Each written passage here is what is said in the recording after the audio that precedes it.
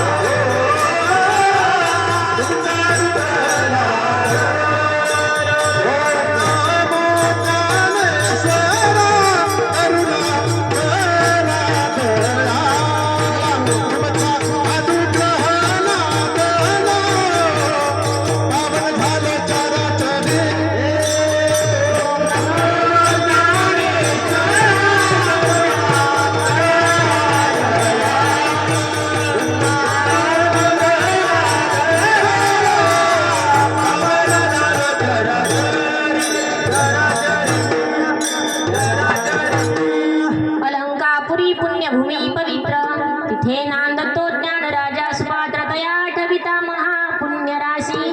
नमस्कार माझा सद्गुरु ज्ञानेश्वरासी जयांचे केलिया स्मरण होय सगळे विद्येचे अधिकरण तेची वंदू श्रीचरण श्री गुरूंचे ते नमस्कारोने आता मरणाआधी सावध व्हावे आपुले स्वहित साधून घ्यावे जन्म घालू नये वाया मानवाची उत्तम काया।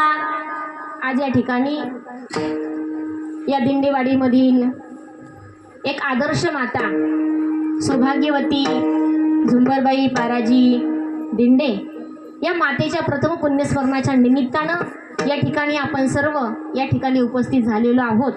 त्या निमित्तानं सर्व पाहुणे मंडळी असतील नातेवाईक असतील या आईचे सुपुत्र आदरणीय संदीप भाऊ पाराजी दिंडे आणि असणारे त्यांचे पती डॉक्टर पाराजी सतोबा दिंडे असा असणारा हा दिंडे परिवार त्यांच्या असणाऱ्या दोन मुली आदरणीय जयश्रीताई आदिनाथराव वाघमोडे आणि आदरणीय सौभाग्यवती वर्षाताई अमोलराव सोर असे असणाऱ्या दोन्ही मुली असणारे सुपुत्र त्यांचे पती आणि या दिंडे परिवारावर प्रेम करणारे सर्व नातेवाईक मंडळी या ठिकाणी उपस्थित झालेला आहात।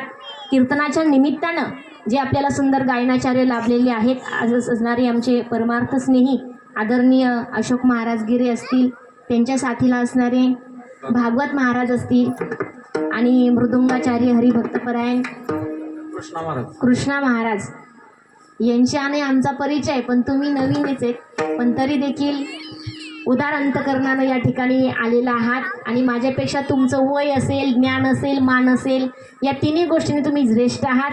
आणि इकडे उभे असलेले ज्यांनी गोड अशी पंचपदी गायली असणारे बाबा मागच्या सप्ताहाच्या वेळेस त्यांची चालीचा जो खजिना आहे त्यावेळी तो ऐकायला मिळाला असणारे बाबा तुम्हालाही धन्यवाद। सर्व टाळकरी विनेकरी माळकरी सर्व भक्तवृंद या ठिकाणी आलेले आहात। माझा आवाज सर्वांच्या कानापर्यंत पोहोचवण्याचं जे काम करतायत असणारे श्री दत्त मंडप साऊंड सिस्टीम या दादांना पण धन्यवाद देते। समोर बसलेले पाठीमागं उभा राहिलेले आपल्याला 1 तास कीर्तन करायचंय म्हणून बसून जरी घेतलं ना तुम्ही तरी चालले. फक्त ज्यांच्या माध्यमातून सेवा करण्याचं सौभाग्य मला प्राप्त झालेलं आहे असणाऱ्या या झुंबर आजींचे जावई आदरणीय आदिनाथराव वाघमोडे यांच्यामुळे मी या ठिकाणी आलेली आहे. तुम्ही एकटे उभे राहा, पाहिले तर तुम्हाला साथीला दुसरे घ्या, बाकीचे सगळे इथं येऊन बसा एवढी विनंती आहे. विठ्ठल विठ्ठल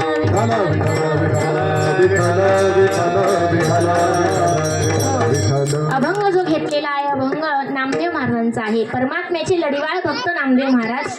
या नामदेव महाराजांच्या गाथेतील तीन चरणाचा अभंग या मानवी देहाला उपदेश करणारा. या अभंगातून नामदेव महाराज काय सांगतायत तर मरणाआधी सावध व्हावे, आपुले स्वहित साधूनी घ्यावे. मरणाच्या अगोदर आपल्याला सावध व्हायचं आहे आणि मरणाच्या अगोदर सावध होत असताना आपलं स्वहित कशामध्ये आहे असं नामदेव महाराज आपल्याला पाहायला सांगतायत. आणि हा उपदेश या मानवी देहाला करतात. उपदेश कोणी कोणाला करावा तर ज्यानं ज्या मार्गाचा स्वीकार केलेला आहे त्या मार्गाने गेल्याच्या नंतर जो अनुभव आत्मानुभव जीवनामध्ये प्राप्त झालेला आहे तो अनुभव आल्याच्या नंतर त्या मार्गानं जा असे सांगणारे संत महात्मे आपल्याला उपदेश करतायत. आणि म्हणून आपल्याला आपलं हित व्हावं असं वाटत असेल तर आपण मरणाच्या अगोदर सावध होणं महत्वाचं आहे. आपुले स्वहित साधूनी घ्यावे. आपलं हित काय आहे तर महाराज म्हणतात आपलं सगळ्यांना हित कळतं, म्हणजे खोटं कळतं, योग्य कळतं, अयोग्य कळतं, सगळं काही या जीवाला कळतं.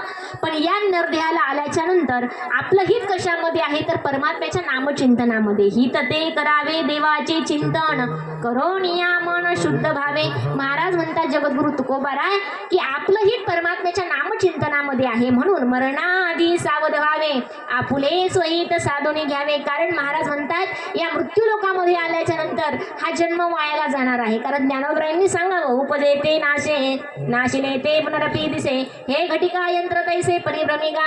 अनेक ओव्या महाराज माऊली महाराष्ट्र ज्ञानोबाराय या देहाबद्दल वर्णन करतात. तरी उदोस्त पैसे अखंडित होत जात जैसे, हे जन्म मरण तैसे अनिवार्य जगी, किंवा जैसे जीर्ण वस्त्र सांडीजे मग नूतन वेदीजे तैसे देहांतराती स्वीकारीचे चैतन्य नाथे. महाराज म्हणतायत या मृत्यू लोकामध्ये आल्याच्या नंतर जायचंच आहे. इथं राहायला कोणी आलेलं नाही, बरोबर. आता माझा इथं बसलेल्यांना प्रश्न आहे, इथं कोण कोण राहायला आलं? इथं राहणारे कोणीच नाही. कार्यक्रम संपला की जायचंय. हा भाग जरा वेगळा ठेवा. या मृत्यू लोकामध्ये आपण आलेलो आहोत, इथं कोणाला राहायचंय? यरते पामरा जीवा कीर्ती, जीवा कीर्ती, यरते पामरा जीवा कीर्ती, यरते पामरा जीवा कीर्ती, यरते पामरा जीवा कीर्ती. येथे नाही गुरु आले अवतार, यरते पामरा जीवा कीर्ती, यरते पामरा कीर्ती.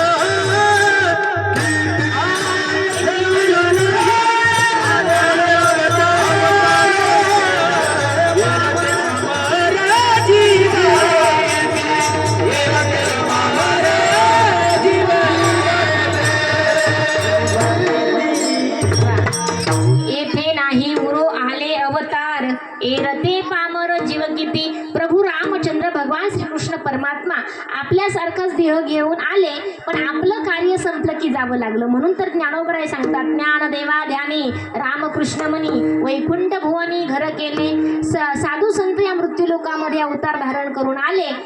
अवताराचा उद्देश एकच आहे, उद्धया आले दिनजना.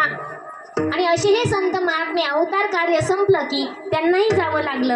आले कुठून? आम्ही वैकुंठवासी आलो याची कारणासी, बोलिले जे ऋषी साच भावे वर्ताया. म्हणजेच देवही या मृत्यू लोकामध्ये आले, त्यांनाही जावं लागलं. साधू संत मृत्यू लोकामध्ये आले, त्यांनाही जावं लागलं. तुम्ही आम्ही या मृत्यू लोकामध्ये आलो म्हणजेच आपल्यालाही जावं लागणार आहे. पण जाण्याच्या अगोदर आपल्याला कळालं पाहिजे या मृत्यू लोकामध्ये आपण कशासाठी आलो, इथं येऊन काय करायचं आहे आणि कुठं जायचं आहे याचा विचार करण्यासारखा हा सुंदर असा मानवी देह परमात्म्यानं दान स्वरूपामध्ये दिलेला आहे. इकडचं कसं आहे, आता समजा आता कार्यक्रम संपल्याच्या नंतर इथं पाहुण्यांनी जेवण ठेवलंय, जेवण सगळ्यांनी करून जायचं. बरं आमच्या इकडचं सांगते तुम्हाला कसं असतं, आपण ज्याच्या घरी गेलोय त्याच्या घरचं अन्न खाल्ल्याच्या नंतर त्याच्या घरी काहीतरी काम करावं लागतं, बरोबर ना. पाहुणे म्हणून जरी गेला आपण कुणाच्या घरी, ज्याच्या घरचं अन्न खाल्लं त्याचं काहीतरी करावं लागतं. म्हणजे आमच्या इकडे एक म्हण आहे, ज्याचं खावं मीठ त्याला करावं नीट. नाही सॉरी, ज्याचं खावं मीठ त्याचं काम करावं नीट, नाही का. आता आपण या मृत्यू लोकामध्ये आलो, परमात्म्यानं तुम्हाला लहान हृदय दिलेला आहे, त्या परमात्म्याला आपण आठवलं पाहिजे की नाही? आठवलं पाहिजे. जेने हा जीव दिला दान जेने हा जीव दिला दान तयाचे करी जग जीवना नारायणा गाईला गुण तया. जेने हा जीव दिला दान तयाचे करी जग जीवना गाईला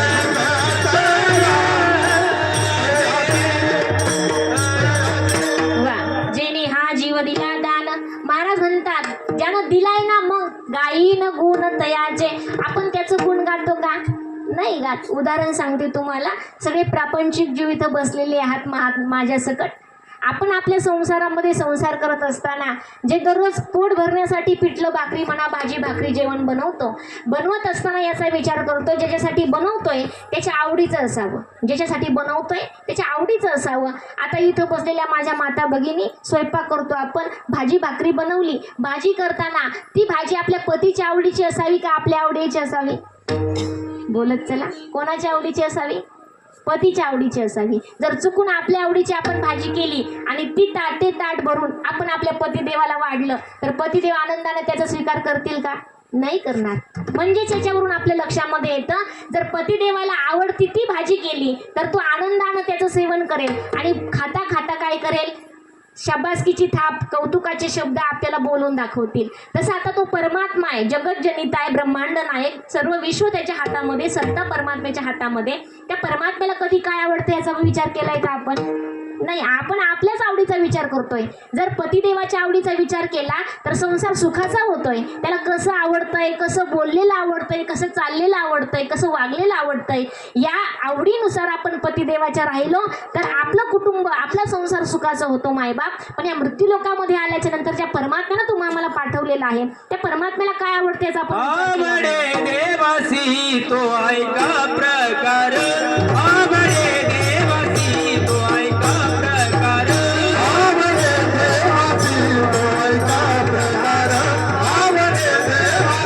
तो ऐका प्रकार.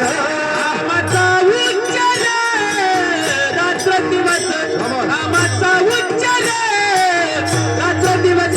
तुळशी माळ गळा गोपी चंदन टिळा, तुळशी माळ गळा गोपी चंदन टिळा. आमाचा उच्चार रात्र दिवस, आमाचा उच्चार रात्र दिवस. तुळशी माळ गळा गोपी चंदन टिळा, तुळशी माळ गळा गोपी चंदन टिळा, गोपी चंदन टिळा. आवडे देवासी तो ऐका प्रकार.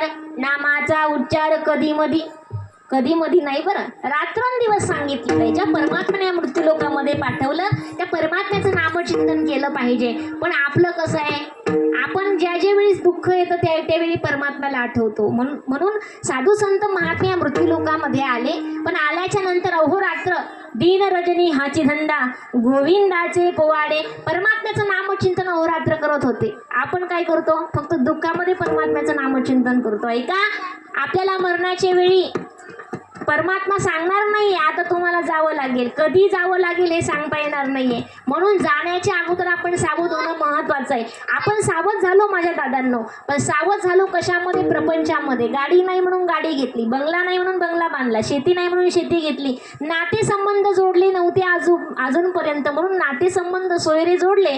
पण एवढं सगळं करता करता जो परमात्मा आपल्याला प्राप्त करायचा तो जरा लांब ठेवला आपण. सांगण्याचं तात्पर्य, या मृत्यू लोकामध्ये आल्याच्या नंतर परमात्म्याचं नातं आपल्याला जोडायचं आहे. कारण एक परमात्मा असा आहे, तो परमात्मा त्याचा आणि आपलं नातं जोडलं तर जीवनामध्ये आपल्याला कदापि दुःख प्राप्त होणार नाही, सदैव आपल्याला सुखाची प्राप्ती होणार आहे. कारण काय झालंय, आपण जे परमात्म्याला मागतो किंवा जीवानं जीवाकडे जे मागितलेलं आहे, जीवानं दिलं पण ते काही काळानंतर संपुष्टात येणार आहे, संपणार आहे. पण कधीतरी परमात्म्याला आपण मागावं, देवा द्यायचंच असेल तर तू माझा हो. काय झालं, एका गावामध्ये एक मोठा श्रीमंत राजा होता आणि त्या राजानं दिवाळ सण जवळ आला म्हणून एक मोठी सभा भरवली. त्या सभेमध्ये कोतवालाला सांगितलं, सभा भरवण्याच्या अगोदर प्रत्येक गावामध्ये जायचं आणि दौंडी द्यायची. दौंडी अशी होती, ज्याला जे पाहिजे ते मिळणारे म्हणे, ज्याला जे पाहिजे ते मिळणारे.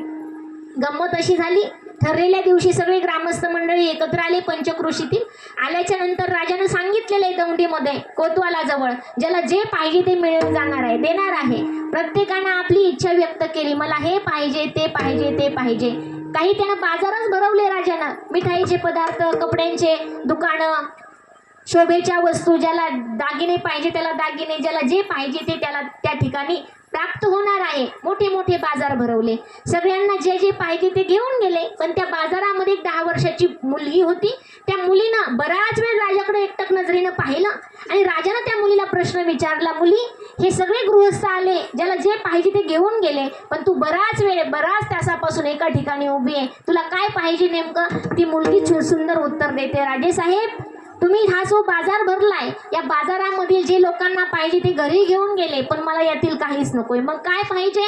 ती मुलगी म्हणते, राजे साहेब, मला द्यायचंच असेल तर तुम्ही माझे व्हा, नाहीतर मला बाकी काही देऊ नका. सुंदर उत्तर मुलीनं दिलं. उत्तर का असं निवडलं तेव्हा विचारलं राजाने, तेव्हा ती मुलगी म्हणते, राजे साहेब, तुम्ही माझे व्हा, कारण ह्या ज्या वस्तू आहेत मी जर घरी नेल्या 6 महिन्यानं वर्षानं त्या संपणार आहेत. कपडे, खाण्याच्या वस्तू, खाण्याचे पदार्थ, शोभेच्या वस्तू, दागिने, काही काळानंतर ते जुने होणार, हरून जाणार, संपून जाणार. पण तुम्ही जर माझे झाला तर मला या गोष्टी चालून आपोआप घरी येणार आहेत. राजा जर आपला झाला, तसा परमात्मा जर आपला झाला, परमात्म्याचं नामचिंतन आपण केलं, परमात्मा आपला झाल्याच्या नंतर परमात्मा जीवनामध्ये दुःख देणार आहे का?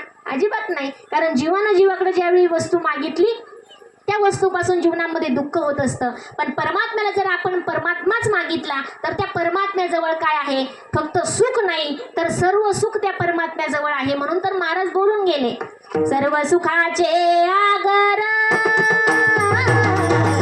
सर्व सुखाचे आगर,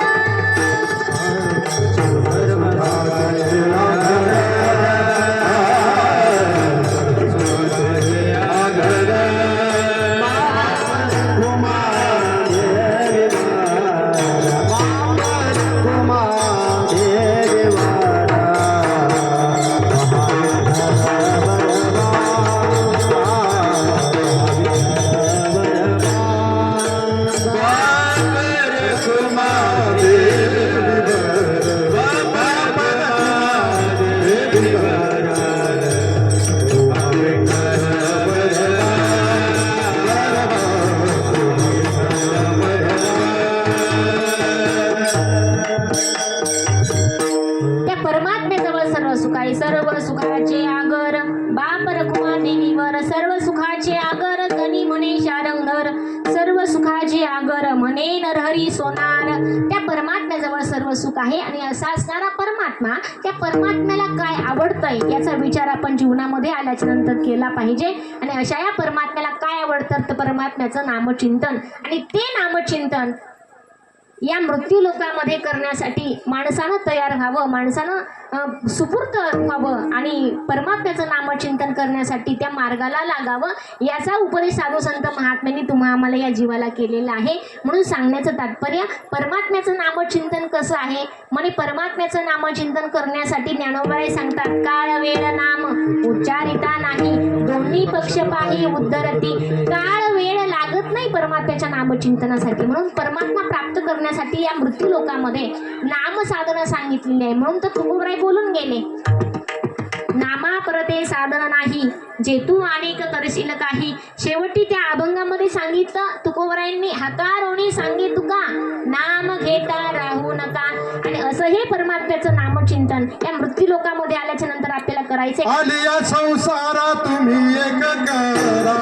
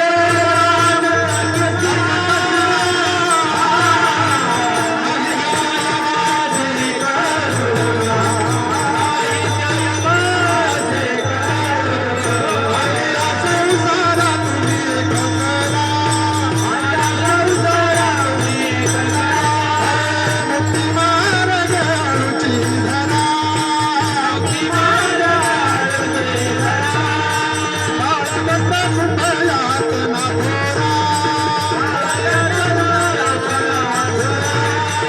कार्य घोरा कशिना नाही कायमाती करुणा. वा. म्हणून काय करा, त्या यमाला करुणा नाही आपली, नाही का, दया येणार नाही त्याला आपली, मग परमात्म्याला दया येणार आहे. अशा परमात्म्याचं नामचिंतन या संसारामध्ये आल्यानंतर करा.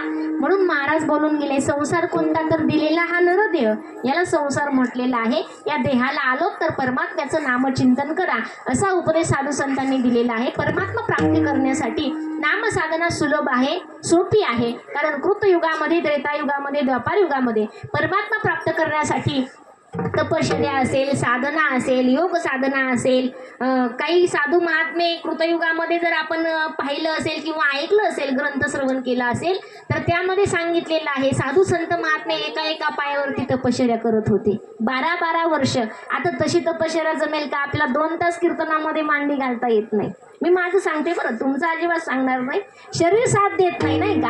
आणि म्हणून सांगण्याचं तात्पर्य की आता परमात्मा प्राप्तीसाठी एवढं जप तप साधना तपश्चर्या जमणार नाही. म्हणून मृत्यू लोकामध्ये कलियुगामध्ये नामचिंतन सांगितलं. नामसंकीर्तन साधन पै सोपे, जळतील पापे जन्मांतरीचे, जन्मजन्मीचं पाप नष्ट होण्याचं सामर्थ्य आहे परमात्म्याच्या नामचिंतनामध्ये. भागवत रहस्य ग्रंथामध्ये सांगितलं एका महात्म्याचं चरित्र. ते महात्मे असे आहेत, स्वामी विद्यारण्य सरस्वती नावाचे संत. स्वामी विद्यारण्य संतांनी काय केलं, एक दिवस पोथी श्रवण करायला गेले, पुराण ऐकायला गेले. आणि त्या पुराणामध्ये एक वाक्य होतं, गायत्री मंत्राचा जप केला तर आपल्यावरती आलेलं जे दारिद्र्य आहे, दुःख आहे, ते लांब जातं. त्यासाठी गायत्री मंत्राचा जप करावा लागेल. घरी आल्याच्या नंतर जप करू लागले. पण जप करत असताना भानगड अशी झाली, सदैव मनामधून वाट पाहतात, आता तरी गायत्री माता प्रसन्न होईल आणि मला या दुःखामधून सोडवेल, माझं जे दारिद्र्य आहे त्याच्यातून मला दूर करेल. पण गंमत अशी झाली, मनामध्ये आसक्ती आहे, आता तरी ती येईल आणि मला या दुःखापासून सोडवेल. पण गायत्री माता आली नाही. इतकं नामचिंतन केलं, 24 वेळा पुनश्चरण केलं. आणि 24 वेळा पुनश्चरण केल्याच्या नंतर राग आला, वैताग आला. आपल्याला जसा येतो तसा. बरं, आपल्याला येतो की नाही राग? महाराज वार करा तर परमात्मा वार करायची खूप परीक्षा पाहतो. आणि परीक्षा पाहत असताना त्या परीक्षा द्यावा पण लागतात. आणि मनामध्ये असाही तिटकारा येतो, देवा तुझी वारी एकही सोडली नाही, तुझं एवढं नामस्मरण करतो, एवढा प्रपंचातील कामधंदा एवढं सगळं पाहून तुझ्या काकड आरतीला येतो, हरिपाठाला येतो, सगळे काही कार्य तुझं पार पाडतो, पण जीवनामध्ये तू दुःख देतो, वैताग येतो कधीतरी आपल्याला. पण वारकऱ्याचा नेम आहे काय, त्या नेमापासून लांब जायचं नाही. हीच परीक्षा परमात्मा पाहतो. दुःख जीवनामध्ये येत असतात. दुःख आलंय काय विद्याराण्यांच्या जीवनामध्ये, सरस्वती माता गायत्री माता प्रसन्न होत नाहीये, राग आला, वैताग आला, अरण्यामध्ये गेले. अरण्यामध्ये गेले, पण तिथे जाऊन काय कामधंदा करायचा, म्हणजे आता फक्त नामचिंतन करायचं. पण अरण्यातील नामचिंतन आणि घरातील नामचिंतन याच्यामध्ये थोडा फरक होता. घरामध्ये राहून नामस्मरण चालू होतं, पण मनामध्ये आसक्ती होती, गायत्री माता येईल आणि असणारं जे दारिद्र्य आहे त्याच्यातून मला सोडवेल, असा भाव होता. पण अरण्यामध्ये गेल्याच्या नंतर जे नामस्मरण करू लागले, नामस्मरण करता करता गायत्री माता प्रसन्न झाली आणि विद्यारण्यांना बोलू लागली, विद्यारण्य डोळे उघडा, तुमच्यासाठी मी तुमच्या भक्तीपुढे धावून आले. विद्यारण्य म्हणतायत, आता मला तुझी गरज नाही. कारण गरज कुठं होती? प्रपंचामध्ये, कुटुंबामध्ये. आता गरज नाही, आता मी एकटा आहे, मला काही मागे पुढे कोणी नाही, मी फक्त परमात्म्याचं नामचिंतन करतोय.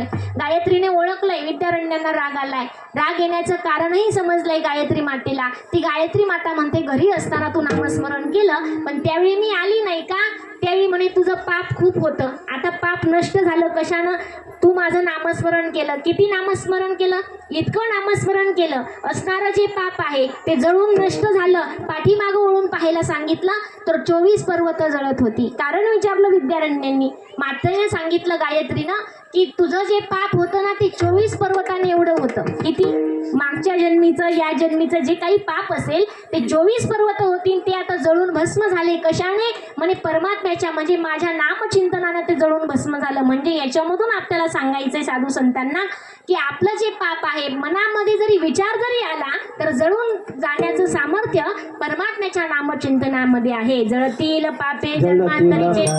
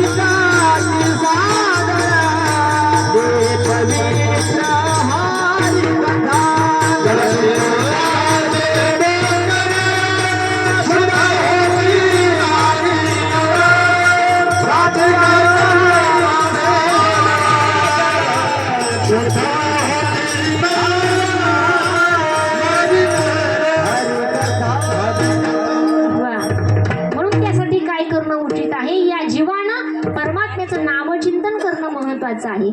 बरं, आता परमात्म्याचं नामचिंतन करायचं, मनामधून ठाम निश्चय केला. इथं बसलेल्या माता भगिनींचा असा प्रश्न असेल, ताई नामस्मरण कसं करायचं, आपण शेतकरी बांधव आहे. गोंदवलेकर महाराज म्हणतायत, आपण शेतकरी शेतामध्ये बीजाची पेरणी करत असताना काय करतो, चाड्यामध्ये धान्य टाकतो. चाड्यामध्ये धान्य टाकल्याच्या नंतर त्या प्रत्येक धान्याला नाक आहे. जर मनामध्ये असा विचार केला, ते नाक पाहूनच पेरणी करायची, चालेल? जमणार नाही. पहिला हरभरा उगवून निघेल, पण एकराचा हरभरा पेरून होणार नाही. मग चाड्यामध्ये जसं पडेल तसं धान्य टाकतो. मातीच्या खाली गेलं धान्य, पाणी दिलं, 2-4 दिवसाने त्या धान्याचा कोंब वरती जमिनीमधून आल्याशिवाय राहत नाही. अगदी त्याचप्रमाणे परमात्म्याचं नामचिंतन आपल्याला करायचंय. जसं होईल तसं कामामध्ये संसारी असावे असनी नसावे, भजन करावे वेळोवेळा, भजन करावे वेळोवेळा. संसारी असावे असनी नसावे, भजन करावे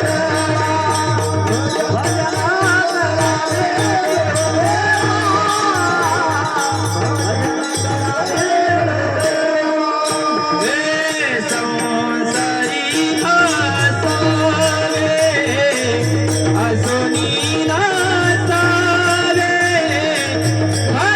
भजन करावे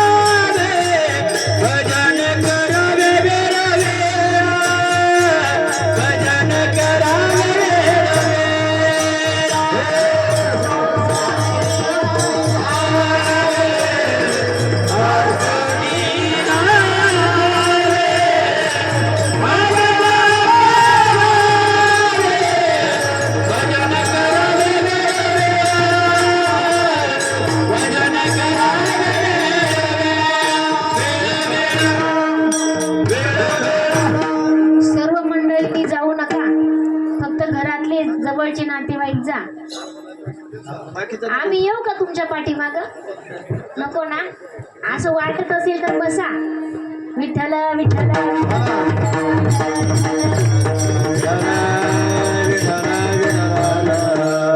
संसारी असावे असोनी नसावे, भजन करावे वेळोवेळा.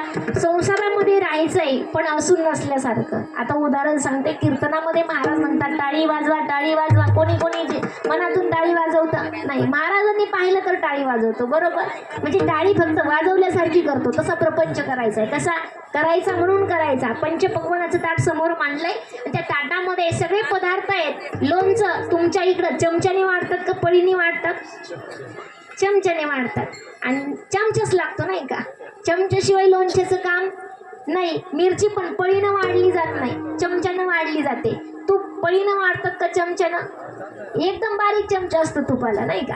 सांगण्याचं माझं तात्पर्य, जेवण पंचपक्वान्नाचं समोर आहे, पोटभर जेवण आहे, पण लोणचं पोटभर नसतं. मग ते फक्त तोंडी लावण्यासाठी असतं. अगदी त्याचप्रमाणे या मृत्यू लोकामध्ये आल्याच्या नंतर पोटभर जे घ्यायचंय, जे करायचंय, ते आहे परमात्म्याचं नामचिंतन. जो संसार आहे तो तोंडी लावायचा आहे, लोणच्यासारखा तोंडी लावल्यासारखा करायचा आहे. म्हणून सांगण्याचं तात्पर्य, या मृत्यू लोकामध्ये आपण आलेलो आहोत ना, तर मरण सांगून येणार नाही. इथं सगळेजण इथं बसलात, तुमच्या प्रत्येकाच्या पाठीमागं एक माणूस लपून बसलाय. नाव त्याचं आहे, मी सांगते तुम्हाला.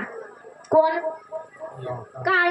घडी घडी काळ वाटयाची पाहे, अजून किती आहे अवकाश. कशाला? कीर्तन संपायला नाही बरं का, नेला घेऊन जायला. म्हणून सांगण्याचं तात्पर्य, परमात्म्याचं नामचिंतन करा. कोणती वेळ कशी तुमच्या आमच्यावरती येणार नाही. 7 दिवसामध्ये प्रत्येकाला जायचंय परीक्षित राजासारखं. म्हणून सावध व्हा. आणि हेच महाराज अभंगाच्या पृथ्वी मरणाधी सावध भावे, मरणाधी सावध भावे, मरणाधी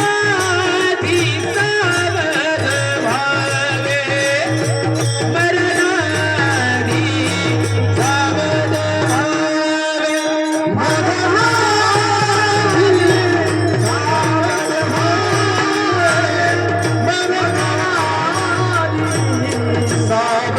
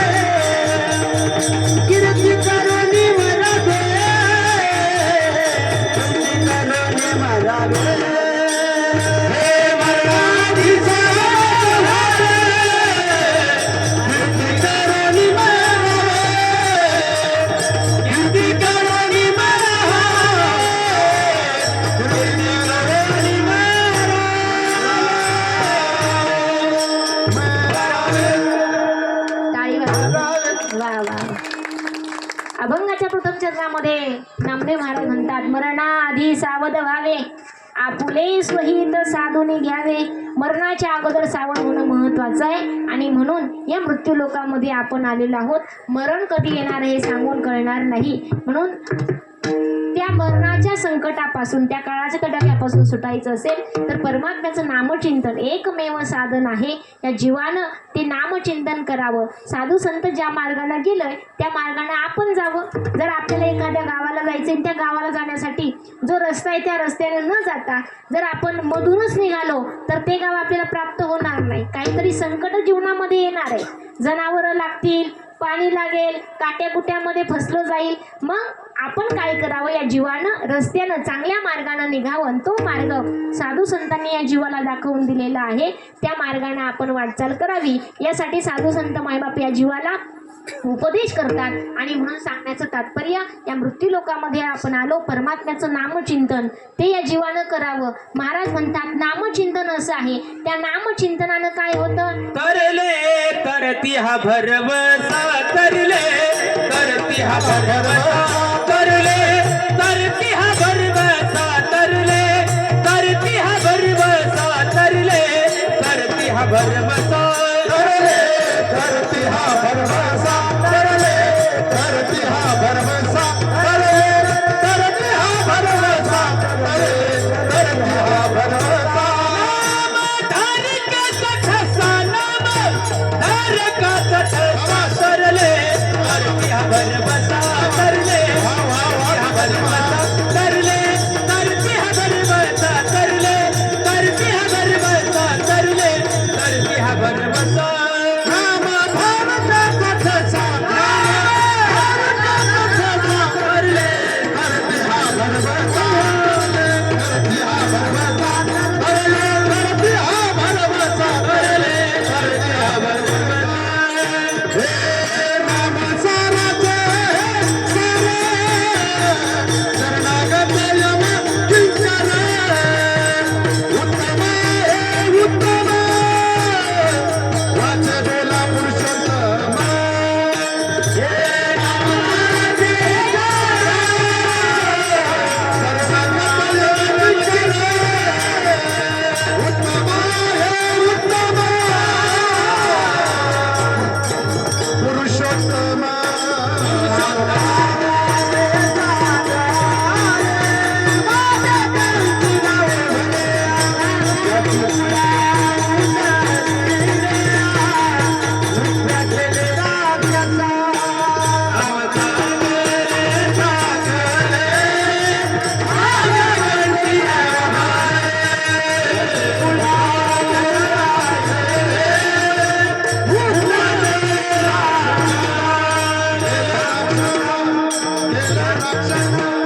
वा वा वा.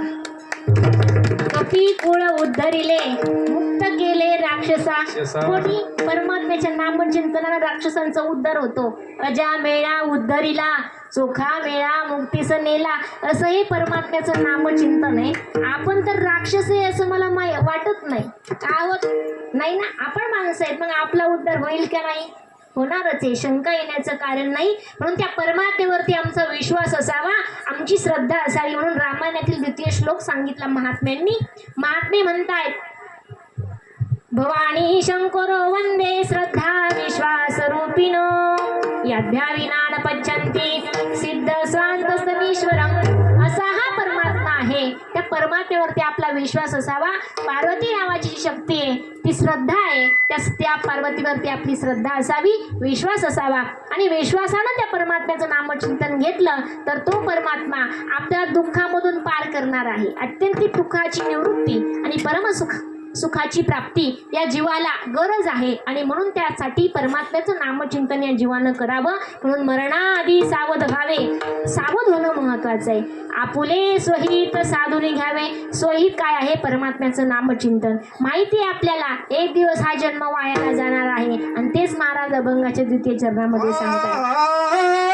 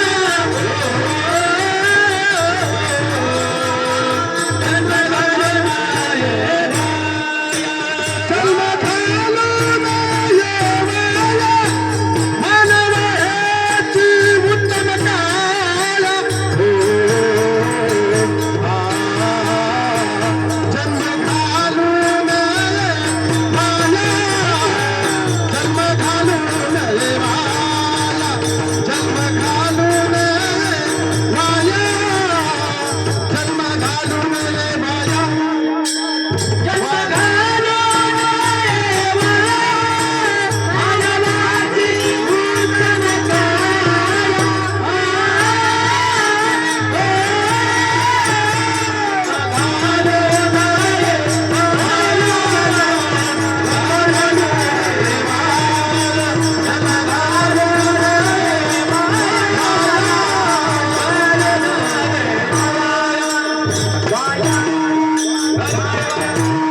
वा वा. नामदेव महाराजांनी अभंगामध्ये सांगितलं आणि यांनी मोठ्या मोठ्यानं सांगितलं, पण ऐकायला पाहिजे की नाही? ऐकायला पाहिजे. जन्म घालू नये वाया, मानवाची उत्तम काया. उत्तम काया परमात्म्यानं दिली, हा जन्म वायाला घालू नका. कारण माय बापांनो, परमात्म्याचं नामचिंतन करता करता आपल्याला हा देह समर्पित करायचा आहे. ज्ञानोबा म्हणतात, परमात्म्याचं नामचिंतन करता करता त्या यमानं आपल्याला न्यावं. म्हणून तर महाराज म्हणतात, ती अवस्था कशी आहे, त्या अवस्थेपर्यंत आपण पोहोचलो पाहिजे. महाराज म्हणतात, मनोनी जे परी माते, जी मोकलली जाणत साते, अंतकाळी देहाते ते मीची होती, किंवा अंतकालेच मामेव स्मरण मुक्त्वा कलेवरम. महाराज म्हणतात, ज्ञानोबराय सांगतायत, या अवस्थेपर्यंत आपण पोहोचलो पाहिजे. त्या अवस्थेमध्ये आपण देह समर्पित केला पाहिजे आणि त्या शेवटच्या क्षणापर्यंत परमात्म्याचं नामचिंतन आपण अविरत केलं पाहिजे, सतत केलं पाहिजे. तरच या जन्मामध्ये पुन्हा येणं जाणं नाहीये. म्हणून परमात्म्याच्या नामचिंतनामध्ये आपला देह समर्पित करायचा आहे. सांगण्याचं तात्पर्य, जन्म हा पुन्हा आपल्याला मिळणार आहे. आता इथं कोणाकोणाला वाटतं या मृत्यू लोकामध्ये आपल्याला यावं? वाटतं का?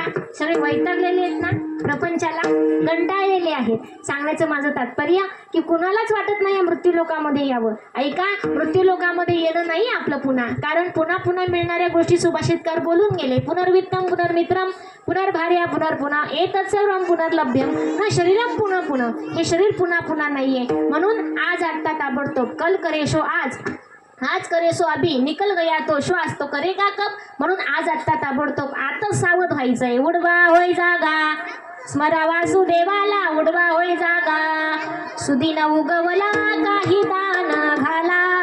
चांगला दिवस तुमच्या आमच्या जीवनामध्ये प्राप्त झालाय म्हणजे हा नरदेह. म्हणून परमात्म्याचं नामचिंतन, ज्यांना ज्यांना 2 हात आहेत त्यांनी वरती करा, असे वरती करा. आमच्या तिकडच्या भाषेमध्ये डेंग्या लावू नका. असे डेंग्या लावले जातात. लिंब काढायचे म्हटल्यानंतर काठीच्या डेंग्या लावतात. डेंग्या लावू नका. सर्वांनी उंच हात करा, हाताने टाळी, मुखाने परमात्म्याचं नामचिंतन. विठोबा रखुमाई,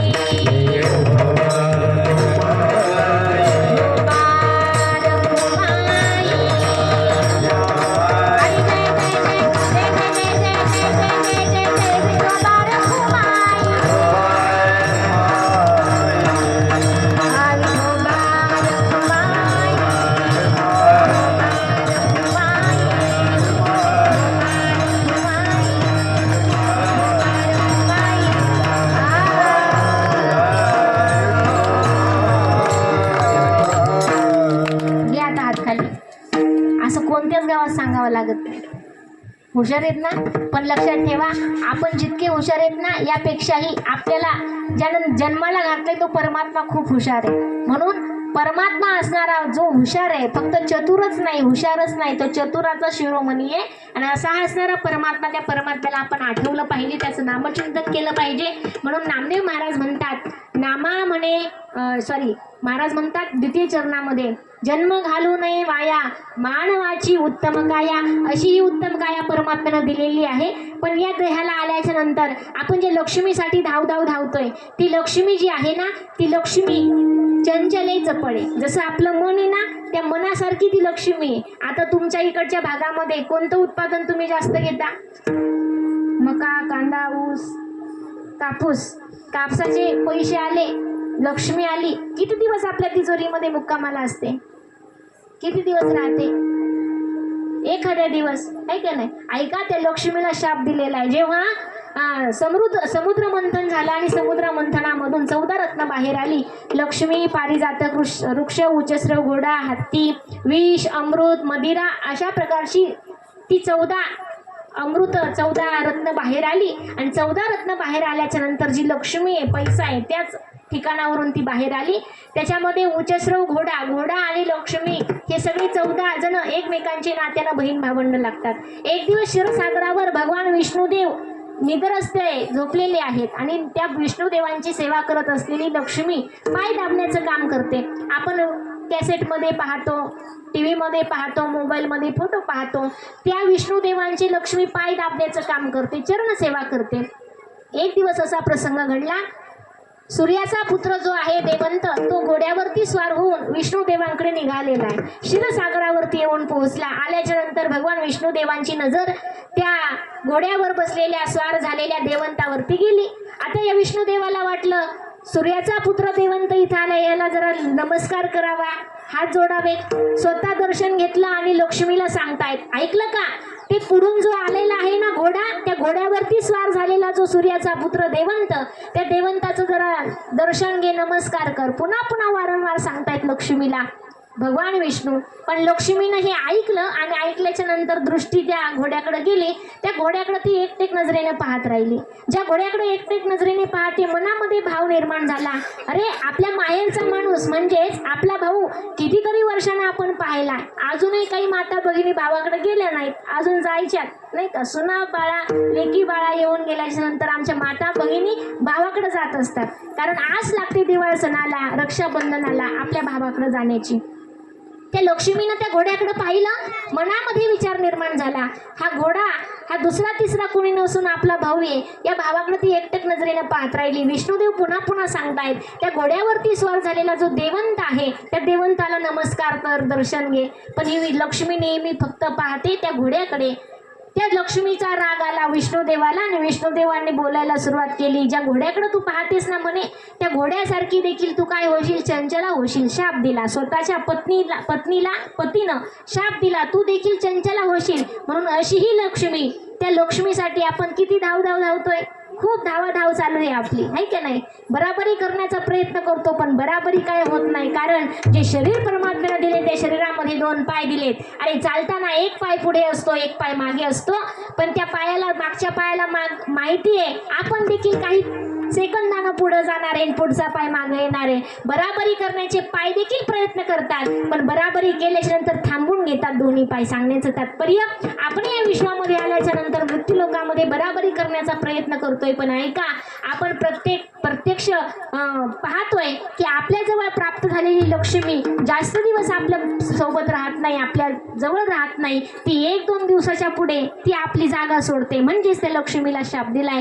आणि अशा या चंचल लक्ष्मीसाठी आपण किती धावाधाव करतोय. पण माझे नामदेव महाराज म्हणतायत की या मृत्यू लोकामध्ये धावाधाव करायची असेल तर परमात्म्याच्या प्राप्तीसाठी करा, परमात्म्यासाठी अट्टहास करा, तळमळ करा. एकदा का जर परमात्मा प्राप्त झाला तर जीवनामध्ये आपल्या दुःखाचा लवलेशही प्राप्त होणार नाही, दुःख आपल्याला पोहोचणार नाही, दुःख या जीवाला माहीत होणार नाही. मग त्यासाठी परमात्म्याचं नामचिंतन, परमात्म्याची प्राप्ती, कारण परमात्म्याच्या प्राप्तीमध्ये सुख आहे. म्हणून ज्ञानोबराय बोलून गेले, ते सुखदा किरीटी मज दावी जेल दिठी, ते आत्मयाची भेटी जीवाशी होय, किंबहुना सोय जीवात्मयाची लाहे, ते थजे होय तया नाम सुख. आणि म्हणून महाराज म्हणतात, माझ्या जीवनामध्ये निवृत्तीदादांच्या कृपेनं हे ज्ञान मला कळालं.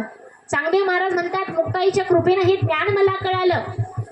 नागबाबा म्हणतात, जनार्दन स्वामींच्या निमित्तानं हे ज्ञान मला कळालं. तसं तुम्हाला ही ज्ञानाची गरज आहे, आणि ते ज्ञान कोणाशिवाय कळणार नाही, संतांशिवाय कळणार नाही. म्हणून सांगण्याचं तात्पर्य, त्या संतांवरती आपला विश्वास असावा, संतांकडे जाताना आपल्या अंतकरणामध्ये भाव असावा, त्या भावानं नम्र होऊन त्या संतांकडे जावं आणि अविनाशी परमात्मा, ते परमतत्व, त्या परमपदापर्यंत आपण पोचावं. हाच उपदेश नामदेव महाराजांनी सांगितला. आणि तेच नामदेव महाराज अभंगाच्या शेवटच्या चरणामध्ये सांगतात, नामावाणी मनुष्याला, नामावाणी मनुष्याला,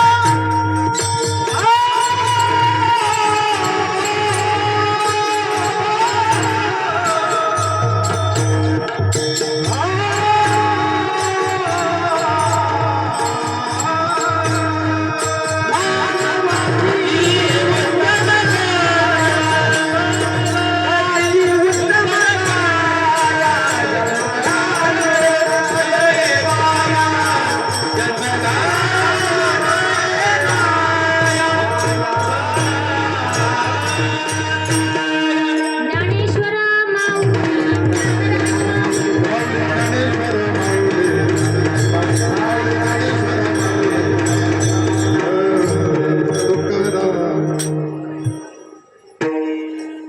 नामा म्हणे मनुष्य जन्म सर्व जन्माहुनी उत्तम जन्म घालू नये वाया मानवाची उत्तम काया. आज आपण ज्या मातेच्या प्रथम पुण्यस्मरणाच्या निमित्तानं या ठिकाणी उपस्थित झालेलो आहोत. विठ्ठल विठ्ठल विठ्ठल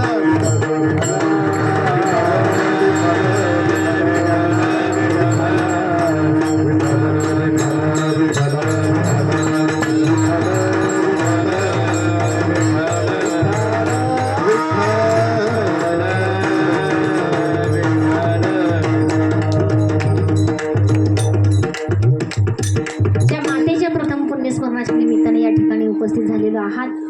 कैलासासी सौभाग्यवती सौभाग्याचं कुंकू आपल्यासोबत नेणाऱ्या या आई, एक आदर्श माता झुंबरबाई पाराजी दिंडे या मातेच्या पुण्यस्मरणाच्या निमित्ताने या ठिकाणी आपण उपस्थित झालो. फोटोकडे जर पाहिलं तर तारुण्यच म्हणावं लागेल, वृद्धावस्थेमध्ये नाही तर आजारपणामध्ये आपल्या या आईला या ताईला आपला देह समर्पित करावा लागला. यांच्या पाठीमागं त्यांचे पतिदेव असतील डॉक्टर पाराजी सतोबा दिंडे आणि त्यांचे चिरंजीव सुपुत्र आदरणीय संदीप भाऊ दिंडे, त्यांच्या दोन्ही सुकन्या जयश्रीताई आदिनाथ वाघमोडे आणि आदरणीय वर्षाताई अमोलराव सोर असा असणारा यांचा पाठीमागे परिवार आहे. या आईला जावं लागलेलं आहे. आता आईचा देह नाही आहे, आईचं रूप आता या लेकरांना पाहायला मिळणार नाही. ऐका, मला फक्त आईचं महत्त्व तुमच्या समोर थोडक्या शब्दामध्ये सांगायचं आहे आणि सेवा संपवायची आहे. आईचं महत्त्व आई असताना समजत नाही, आई गेल्याशिवाय आईचं महत्त्व कळत नाही. सांगण्याचं तात्पर्य एवढंच आहे. या ज्या श्यामच्या आईच्या पुस्तकामध्ये, श्यामची आई नावाचं जे पुस्तक आहे त्या पुस्तकामध्ये स्वतःच्या आईचं नाव कोणत्याही ठिकाणी रेखाटलेलं नाही, आईचं नाव कोणत्या शब्दामध्ये वर्णन केलं नाही. मात्र त्याची आई कशी होती, श्यामची आई कशी होती, त्याचं महत्त्व अगदी सुंदर भाषेमध्ये श्यामनं रेखाटलेलं आहे. शेवटच्या टप्प्यामध्ये आईचं महत्त्व श्यामनं सांगितलेलं आहे. श्याम म्हणतायत की मी पुण्यामध्ये वसतिगृहामध्ये आईवडिलांनी शिकवण्यासाठी पाठवलं, शिकवण्यासाठी पुण्यामध्ये राहिलो. रात्रीच्या प्रसंगी ज्यावेळी झोपलेलं होतं त्या झोपलेल्या अवस्थेमध्ये रात्री आई स्वप्नामध्ये आली आणि स्वप्नामध्ये मला दृष्टांत दिला, श्याम बाळा तुला शिकण्यासाठी पुण्यामध्ये पाठवलंय खरं, पण आता या परिस्थितीमध्ये मी खूप आजारी आहे आणि आजारी असताना मला फक्त तुझी आठवण येते. तू एकदा मला भेटून गेला तर माझा आजार बरा होईल, माझं दुखणं बरं होईल. ऐका, कोरोनाच्या काळामध्ये हेच घडलं. आपण आपल्या जवळच्या व्यक्तींना, आई वडिलांना, बहिणीला, भावाला, मुलाला आपण शाब्दिक प्रेम दिलं नाही. यामुळे ते माणसं आपल्यापासून दगावली गेली, आपल्यापासून लांब गेली, म्हणजेच त्यांना मृत्यूच्या दारामध्ये उभं राहावं लागलं. ऐका, आता जर आपल्या कुटुंबामध्ये कोणी आजारी व्यक्ती असेल तर त्या व्यक्तीला आपण शाब्दिक प्रेम दिलं पाहिजे. कारण शाब्दिक प्रेमानं काय होतं, जो आजार जडलाय, ज्या आजारपणामध्ये व्यक्ती असेल तो व्यक्ती वर येण्यासाठी त्याला बोलणं महत्त्वाचं आहे, तेही प्रेमानं बोलणं. मग आपण डॉक्टरांकडे जात असतो बा, काही डॉक्टर बोलण्यानं आपला आजार बरा करतात. असं वाटतं आपल्या डॉक्टरांना, आपण म्हणतो तुम्हाला भेटल्याशिवाय माझं दुखणंच बरं होत नाही. म्हणजे शाब्दिक प्रेम देण्याचं काम ते डॉक्टर करत असतात. माझं सांगण्याचं तात्पर्य एवढंच आहे. अशी आई स्वप्नामध्ये आली श्यामच्या आणि श्यामला सांगून गेली, श्याम तू मला भेटून गेला ना तर माझा आजार बरा होईल. श्याम खडबडून जागा झाला. आपले शेजारी जे मित्र झोपलेले होते त्या मित्रांना उठवलंय श्यामनं. जे मित्र होते त्या मित्रांना उठवल्यावर सांगितलं, मला या ठिकाणावरून पालघरपर्यंत पोचायचंय. श्यामचं गाव आहे पालघर. पालघरपर्यंत पुण्यावरून जायचंय आणि पुण्यावरून पालघरला जाण्यासाठी तेव्हाच्या काळामध्ये 5 रुपये लागायचे. 5 रुपये तिकीट काढायचं, मग पुण्यावरून पालघरला पोहोचता यायचं. आणि मग त्या मुलांना विनंती केली श्यामनं, तुमच्याकडे असलेले पैसे मला द्या, पाठीमागं आलो ना मी तर मी तुमचे पैसे देऊन टाकील. मुलांनी आपल्या बॅगा उचकल्या, पेट्यांमधून पैसे काढले तर दोन्ही मुलांजवळ मित्रांजवळ 1-1 रुपया होता. श्यामनं आपली पेटी उचकली, त्या पेटीमध्ये श्यामला 1 रुपया सापडला. श्यामजवळ एकूण 3 रुपये झाले आणि 3 रुपये घेऊन श्याम पुण्याच्या बस स्टॉपला येऊन थांबला. बस स्टॉपला पुण्याच्या येऊन थांबल्यानंतर वाट पाहतोय. पहाटे 5 वाजता पुण्याच्या स्टॉपला येऊन थांबलाय. आता बस येईल, मग बस येईल. बस काही येण्याच्या स्थितीमध्ये दिसत नाही. दिवस उजडला, ऊन पडलं आणि ऊन पडल्यावर असा विचार करतोय हा श्याम, आता मला आईला भेटायला गरजेचं महत्वाचं आहे, भेटायला गेलं पाहिजे. पण भेटण्यासाठी इथं बस येणं महत्वाची आहे.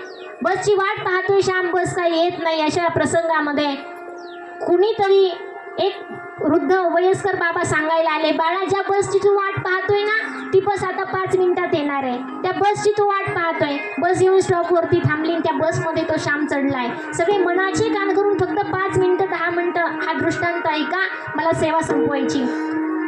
तो वाट पाहतोय बसची. बसमध्ये चढला आणि बसमध्ये चढल्याच्या नंतर त्या कंडक्टर दादानं तिकीट काढण्यासाठी पैसे मागितले. यानं खिशातले 3 रुपये काढले, कंडक्टर दादाच्या हातामध्ये दिले.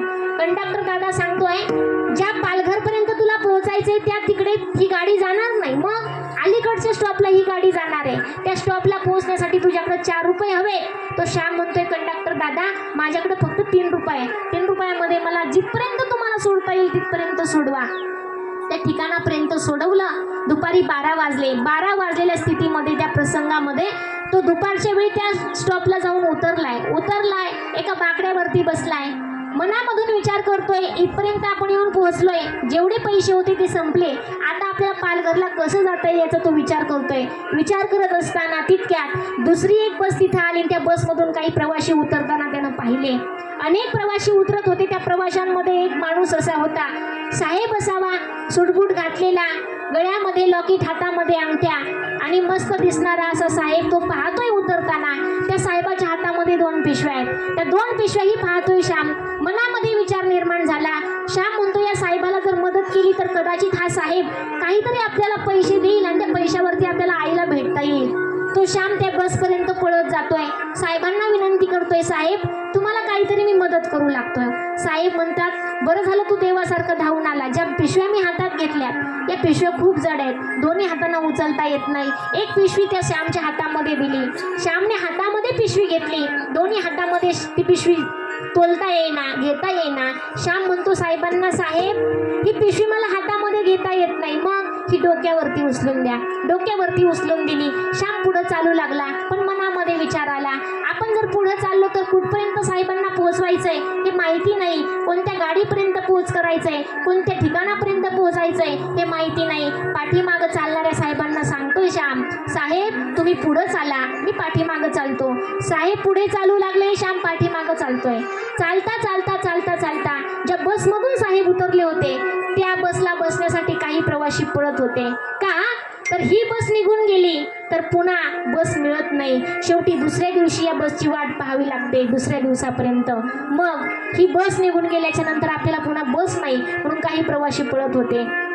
पळता पळता पळता पळता एका प्रवाशाचा धक्का त्या चालणाऱ्या श्यामच्या हाताला लागला आणि हातातून ती डोक्यावरची पिशवी जी आहे ती खाली पडली. खाली पडल्यावर आवाज झाला, खळकण आवाज झाला. तो आवाज त्या साहेबाच्या कानापर्यंत गेला. साहेबानं पाठीमागं वळून पाहिलं, श्यामच्या डोक्यावरची पिशवी खाली पडली. साहेबाच्या मनात विचार निर्माण झाला, ज्या पिशवीमध्ये हिरे, माणिक, मोती, काचेच्या सुंदर वस्तू होत्या, आता पिशवी खाली पडली म्हटल्यानंतर त्या वस्तू एकही चांगल्या राहिल्या नाही, सगळ्या फुटून गेल्या. साहेब जवळ आले श्यामच्या आणि श्यामच्या कानफाडीत मारली. एक सुईची मारली आणि एक उरफाटी मारली. ऐका ना ताईंनो, सुईची कानफाडी कमी लागेल पण उरफाटी कानफाडी जर खाल्ली असेल ना तर ती दुप्पट मार देऊन गेल्याशिवाय राहत नाही. त्यानं दोन्ही गाल हाताला लावले आणि टचकन डोळ्याला पाणी आलं श्यामच्या. आजपर्यंत ज्या आई वडिलांच्या पोटी जन्म घेतला, आई फक्त म्हणत आली, रागवत आली, तुला मारणार, तुला खायला देणार नाही, तुला जेवण देणार नाही, तुला पाठवणार नाही. पण आईनं हे सगळं दिल्याशिवाय राहिली नाही. आई फक्त खोटं बोलली, पण आईनं आतापर्यंत बोलून कधी मार दिला नाही. पण आज शेवटी मार खावा लागला. टचकन डोळ्याला पाणी आलं आणि खाली बसून घेतलं श्यामनं. साहेब निघून गेले. श्याम विचार करतोय, जे काम मी केलं पैशासाठी, जे पैसे मिळतील त्या रुपयांमध्ये मी पालघरपर्यंत जाईल, आईला भेटेल. ते पैसे तर नाही मिळाले, पण शेवटी मार खावा लागला. तो विचार करत त्या बाकड्यावरती बसला.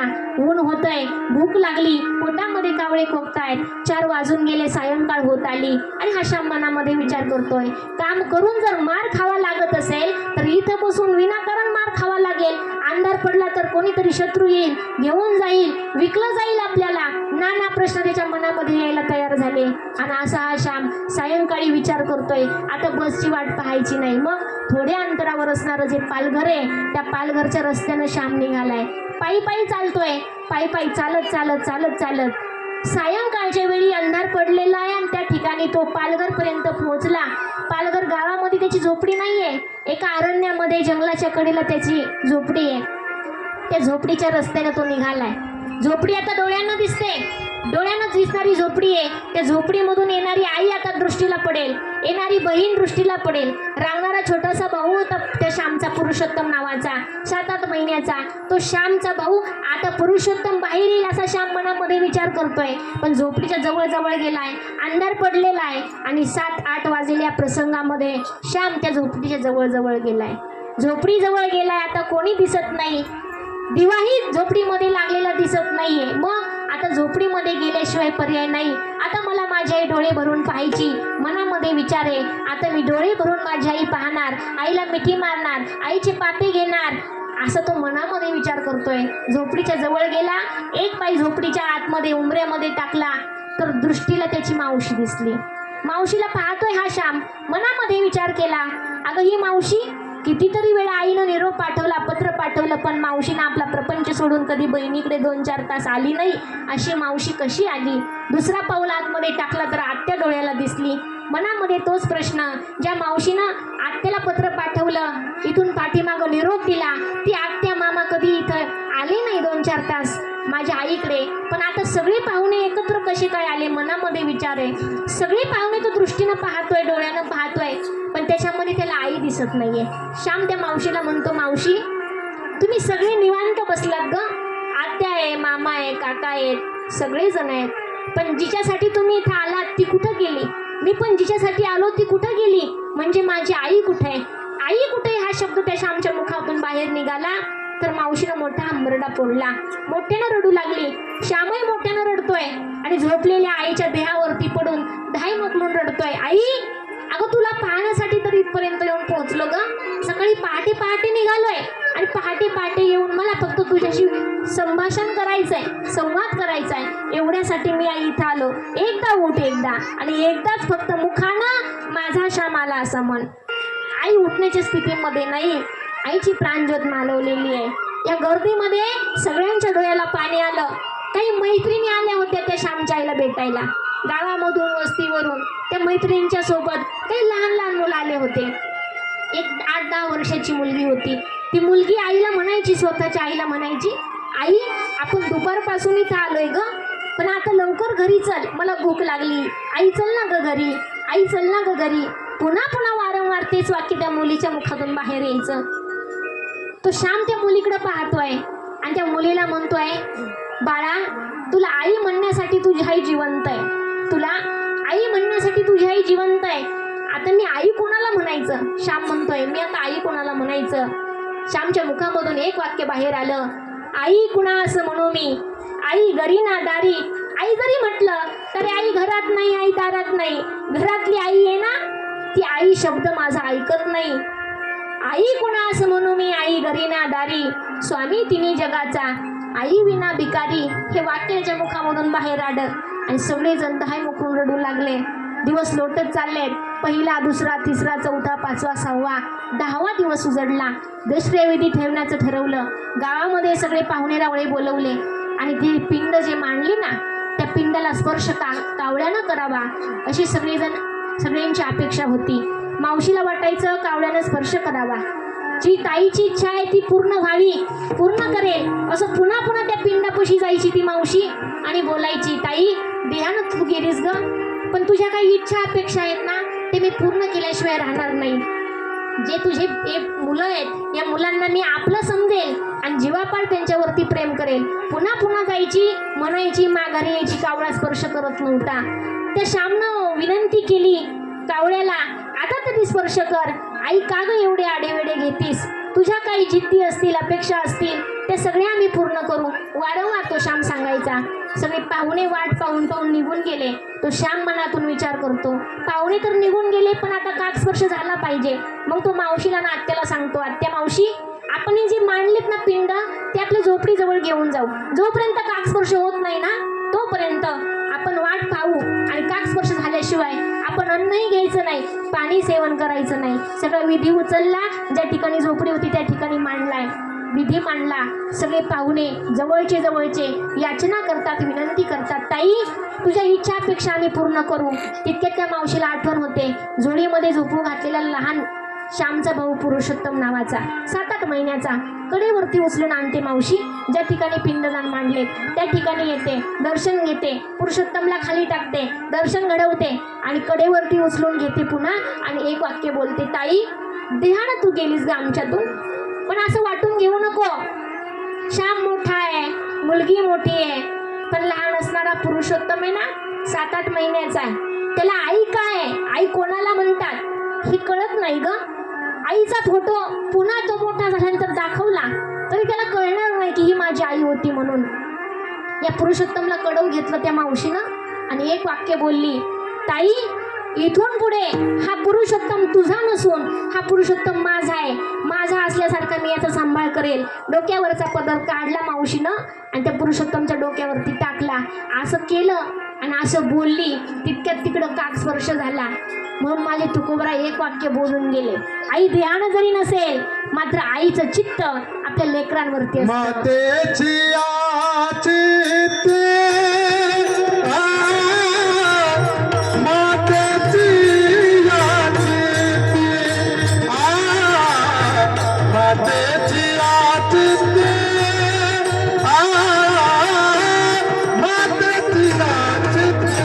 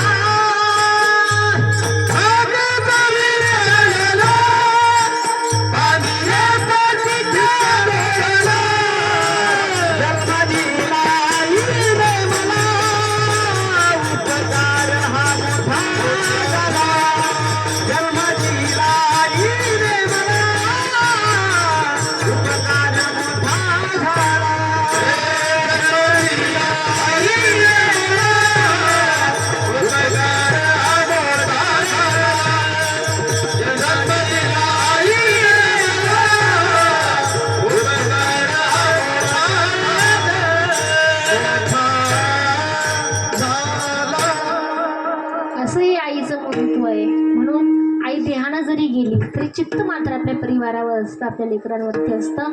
माझं मनातील जो भाव आहे तिथं माझ्या दादांना सांगण्याचा मी प्रयत्न करते. दादांनो, फेसबुकच्या माध्यमातून, इंस्टाच्या माध्यमातून, व्हॉट्सअपच्या माध्यमातून आपण अनेक मित्र जोडली, बरोबर जोडत आहात. पण एक माझ्या बहिणीचं ऐकून जा दादांनो, आपले भावंड असतील, मग चुलत भाऊ असेल, मावस भाऊ असेल, सख्खा भाऊ असेल, या भावांशी आपण, भावंडांशी आपण बोलत नाहीये. मात्र फेसबुकच्या माध्यमातून, इंस्टाच्या माध्यमातून, व्हॉट्सअपच्या माध्यमातून तास तास आपण चॅटिंगवरती बोलत राहतो. ऐका, आपण सख्ख्या भावाशी बोलत नाहीयेत. असा हा सख्खा भाऊ जर एखाद्या वेळी प्रसंग असा ओढवला जातो, रस्त्याने गाडीवरती चालता चालता आपला अपघात होतो, पण छोट्या भावाला जेव्हा कळतं, असणारा भाऊ आपल्यासोबत किंवा आपण त्या भावासोबत 5-10 वर्ष बोलत नाही, पण आपला ॲक्सिडेंट झाला, अपघात झाला, हे भावाला कळालं गावामध्ये, तर तो भाऊ काम करत असताना, दुकान चालवत असताना, उद्योग करत असताना, तो उद्योग किती लाखाचा आहे, किती लाखाची तिजोरी आपल्यासमोर आहे, किती मोठा आपला व्यवसाय, किती ग्राहक आपल्यासमोर उभा राहिलेत, हे पाहत नाही. तो कळालं ना, तर तो आहे त्या परिस्थितीमध्ये, ज्या ठिकाणी भाऊ पडलेला आहे त्या ठिकाणी त्याला उचलायला जातो. दादांनो, आपण फोनवरती चॅटिंग 2-2 तास करतो, पण आपल्याला हॉस्पिटलमध्ये ॲडमिट केल्याच्या नंतर आयुष्याच्या दारामध्ये वाट पाहणारा, काचेमधून आपल्याकडे एकटक नजरेने पाहणारा कोण असेल ना, तर तो व्हॉट्सअपचा भाऊ येत नाही दादांनो, तर तो आपल्या रक्ताचा भाऊ येतो. म्हणून नाती सांभाळा, नाती जपा, आणि नाती जर आपण जपली तर आपला कुटुंब सुखी होईल, आपला परिवार सुखी होईल. इथं बसलेल्या माझ्या ताईंना विनंती आहे, भाऊबीज होऊन गेली माझ्या ताईंनो, पण कुणी राहिले जायचे, अजून गेल्याच्या नंतर आपल्या मनातील आपण विचार सांगतो आपल्या आईवडिलांना, नाही घ्यायची असेल तर साडी घेऊ नको, 1-2 हजार 5 हजार काय तुला द्यायचे ते दे, मी माझ्या सासरी जाईल, मला दागिना करेल, मला कानातलं करेल, मला पैंजण करेल, हा भाव आपण आपल्या आईसमोर व्यक्त करतो. तसं कधीच करू नका माझ्या ताईंनो. आई वडिलांचा प्रपंच हा गरिबीतून वर आलेला आहे. भाऊही खूप श्रीमंत नसतो माझ्या ताईंनो, भाऊही राब आपल्या रानामध्ये राबतो, आपल्या व्यवसायामध्ये तो पारंगत असतो, अगदी हाडाचं काळं रक्त आपल्या मुलांबाळांसाठी करतो, पण आपली अपेक्षा आपल्या भावासमोर आपण सांगतो. असेल ती 500 रुपयाची, असेल ती 200 रुपयाची, असेल ती 2000ची, असेल ना रंग तुमच्याकडे तसाच, तर तो फक्त घ्या, पाहिजे तर सासरी आल्याच्या नंतर साडी टाकून द्या, नाहीतर एखाद्या भिकारणीला द्या, पण तिथून फक्त घेऊन या. आणि असं जर तुम्ही केलं तर तुमचं आमचं कुटुंब सुखी होईल. आपण एकमेकांना आनंद देण्याचं काम करू. एवढंच परिवर्तन जीवनामध्ये प्राप्त करा. ज्ञान जास्त ऐकण्यापेक्षा, अनुभवण्यापेक्षा ती कृतीत उतरवलं पाहिजे आणि जीवनाचं परिवर्तन घडलं पाहिजे. एवढंच या बहिणीचा विचार घरी नेण्याचा प्रयत्न करा आणि जीवनाचा खरा आनंद घ्या. झालेली सेवा सर्व बसलेल्या माझ्या माता भगिनींच्या चरणी, ज्यांच्या माध्यमातून सेवा करण्याचं सौभाग्य मला प्राप्त झालं, ज्या आईच्या निमित्तानं आपण या ठिकाणी उपस्थित झालो, आदरणीय कैलासवासी झुंबरबाई पाराजी दिंडे या मातेचे लाडके जावई आदरणीय आदिनाथराव वाघमोडे या दादांच्या विनंतीला मान देऊन इथपर्यंत येऊन पोहोचले आणि बसलेल्या सर्व माता बहिणींचं पुन्हा एकदा दर्शन झालं. आणि सुंदर असे गायनाचार्य, वयानं मानानं ज्ञानानं तुम्ही सगळेजण श्रेष्ठ आहात. सुंदर चाली तुम्ही गायल्या, सुंदर वादनकाम दादा तुम्ही केलं. कृष्णा महाराज, भागवत महाराज, आदरणीय अशोक महाराज गिरे, सर्वांना धन्यवाद देते. आणि हा आवाज माझा तुमच्या सर्वांच्या कानापर्यंत व्यवस्थित पोहोचवण्याचं काम ज्या दादांनी केलं, असणारे श्रीदत्त मंडप साऊंड सिस्टीम या दादांना धन्यवाद देते. आणि पुन्हा हा जर कार्यक्रम आपल्याला पाहावासा वाटला तर तेही काम या ठिकाणी दादा करत आहात. तुमच्या चॅनलचं नाव वैष्णव चॅनल. या चॅनलला आपल्याला पुन्हा हाच प्रसंग जेव्हा आठवण होईल त्यावेळी ऐकण्याचा आपल्याला संयोग येणार आहे. म्हणून झालेली सेवा सर्वांच्या चरणी, हृदयस्थान सद्गुरू, जन्म देणारे आई वडील सगळ्यांच्या चरणी ही सेवा सुपूर्त करते. या सेवेला या ठिकाणी स्वल्पविराम. तुकाराम तुकाराम तुकाराम तुकाराम.